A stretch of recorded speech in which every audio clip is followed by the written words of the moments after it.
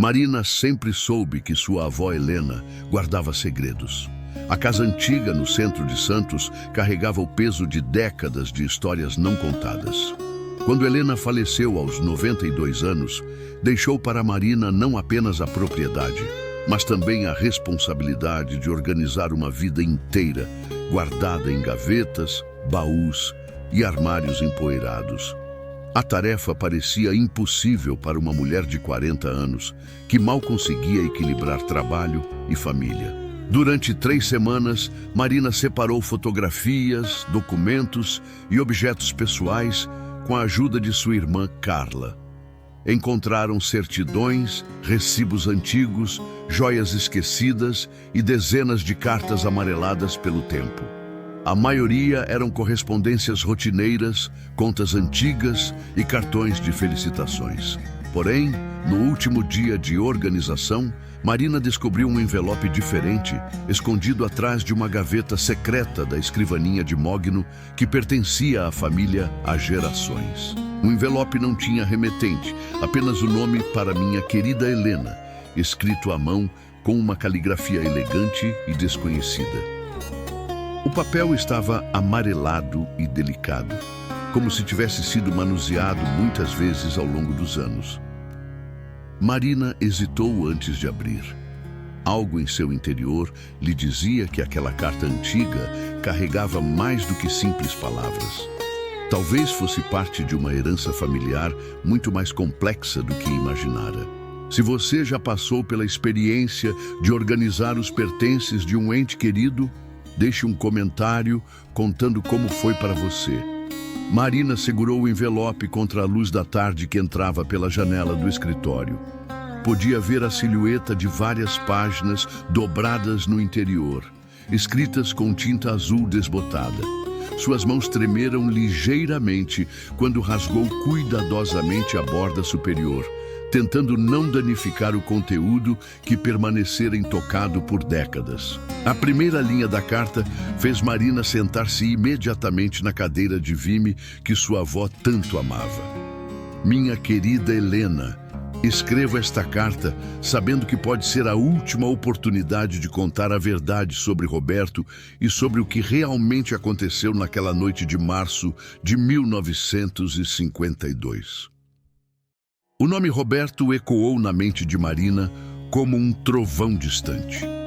Ela conhecia esse nome apenas através de sussurros familiares e fotografias antigas, onde aparecia um homem jovem ao lado de sua avó. Roberto havia sido mencionado apenas algumas vezes durante a infância de Marina, sempre em tom de mistério e com lágrimas nos olhos de Helena. Sua mãe explicara vagamente que ele era um antigo namorado da avó, alguém que partira para nunca mais voltar. Agora, com a carta em suas mãos, Marina começava a entender que a história real era muito mais complexa. As palavras na primeira página revelavam uma narrativa de amor, sacrifício e decisões impossíveis que moldaram o destino de sua família. A carta continuava: quando soube que você estava grávida, meu coração se partiu em 2 direções. Uma parte queria ficar e construir uma família com você, a outra sabia que minha partida era a única forma de proteger você e nossa filha da fúria de meu pai. Marina parou de ler abruptamente. Filha? Sua mãe sempre dissera que o pai havia morrido quando ela era pequena, um homem chamado Carlos que Helena raramente mencionava. A verdade começava a se desenhar de forma completamente diferente. As páginas seguintes detalhavam como Roberto fora forçado pela família a abandonar Helena quando descobriram sobre a gravidez. Ele vinha de uma família tradicional italiana que não aceitaria um relacionamento com uma jovem brasileira de origem humilde. Roberto escrevia sobre as lágrimas que derramou ao partir para São Paulo, prometendo que voltaria quando encontrasse uma forma de enfrentar sua família. Descrevia também como enviara dinheiro secretamente durante anos, sempre através de um intermediário. Marina sentia como se estivesse redescobrindo sua própria identidade. Se Roberto era realmente seu avô, Isso significava que sua mãe cresceu acreditando em uma mentira necessária para protegê-la da rejeição social. Helena construíra uma versão alternativa da história, criando a figura de Carlos para dar à filha um pai socialmente aceitável. A complexidade das escolhas de sua avó revelava uma mulher muito mais forte e estratégica do que Marina imaginara. A reconciliação que Roberto propunha na carta nunca acontecera. Marina folheou rapidamente as páginas, buscando uma data. A carta estava datada de dezembro de 1972, apenas 3 meses antes da data de morte que ela encontrara em um obituário antigo guardado entre os papéis de Helena. Roberto escrevera suas últimas palavras de amor e arrependimento sem saber que jamais receberia uma resposta, sem conhecer a neta que agora segurava suas palavras décadas depois. Marina precisava de respostas, mas também temia o que poderia descobrir. Ligou para sua mãe, Lúcia, que aos 73 anos mantinha uma memória impressionante. "Mãe, preciso conversar com você sobre algo importante que encontrei nas coisas da vovó Helena", disse Marina, tentando manter a voz firme. Lúcia percebeu imediatamente o tom sério da filha e concordou em encontrá-la no dia seguinte. A conversa que se seguiria mudaria para sempre a compreensão que ambas tinham sobre sua história familiar. No encontro, Marina mostrou a carta com cuidado, observando as reações de sua mãe a cada parágrafo. Lúcia permaneceu em silêncio por longos minutos, suas mãos tremendo levemente enquanto segurava as páginas amareladas. "Eu sempre soube que havia algo que ela não me contava", murmurou finalmente. "Mamãe ficava triste toda vez que alguém mencionava o mês de março. Agora entendo por quê." As lágrimas que rolaram pelo rosto de Lúcia carregavam décadas de perguntas não formuladas.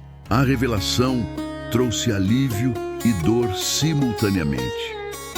Lúcia confessou que sempre sentira que a história sobre Carlos não era completa. Pequenos detalhes nunca se encaixavam.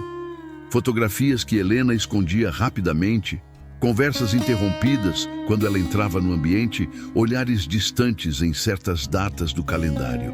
"Ela fez o que achou melhor para me proteger", disse Lúcia, "mas também me privou de conhecer minha verdadeira história."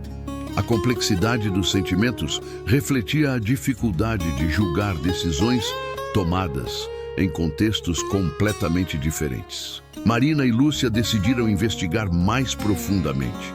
Através de registros antigos e arquivos da cidade, descobriram que Roberto realmente existira e pertencera a uma família italiana proeminente em Santos.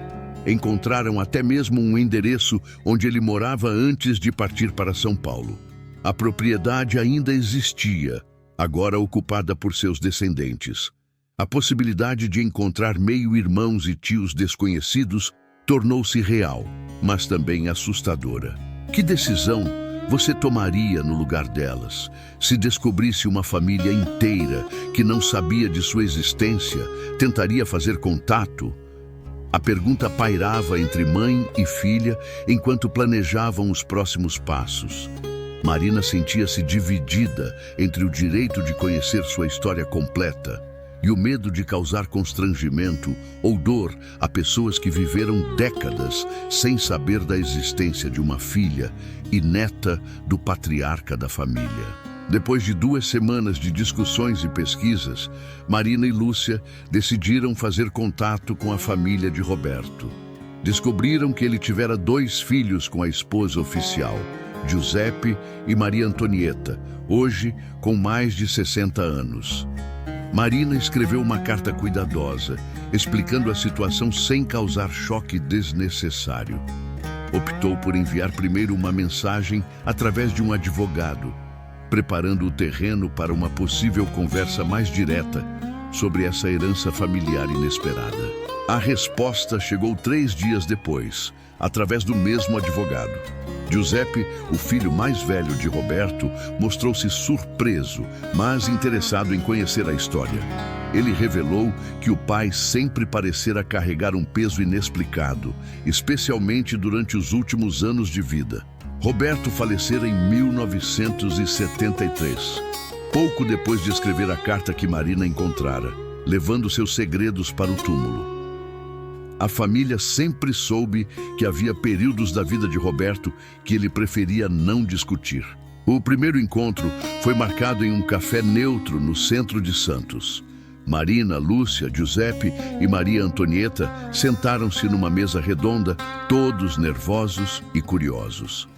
Giuseppe trouxe fotografias antigas que confirmavam a semelhança física entre Roberto e Lúcia. Os olhos verdes característicos, o formato do rosto, o sorriso discreto, tudo indicava uma ligação genética inegável. Maria Antonieta segurava a mão da meia-irmã recém-descoberta, emocionada com a extensão inesperada da família. As histórias começaram a se encaixar como peças de um quebra-cabeça complexo. Giuseppe lembrava-se de ocasiões em que Roberto desaparecia por algumas horas, sempre no início do mês, retornando melancólico e distante. Agora entendiam que ele provavelmente visitava locais que lhe lembravam de Helena, ou talvez até mesmo a observasse de longe.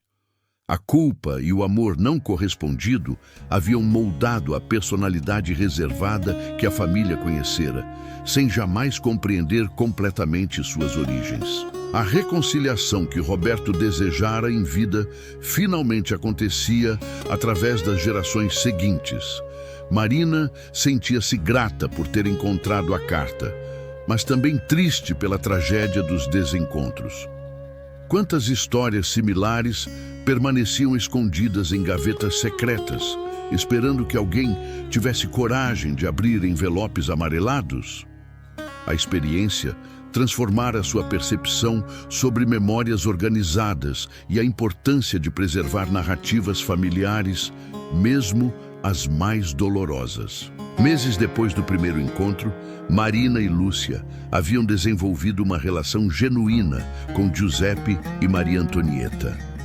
As famílias se reuniam regularmente, compartilhando histórias, fotografias e tradições que enriqueciam a experiência de todos.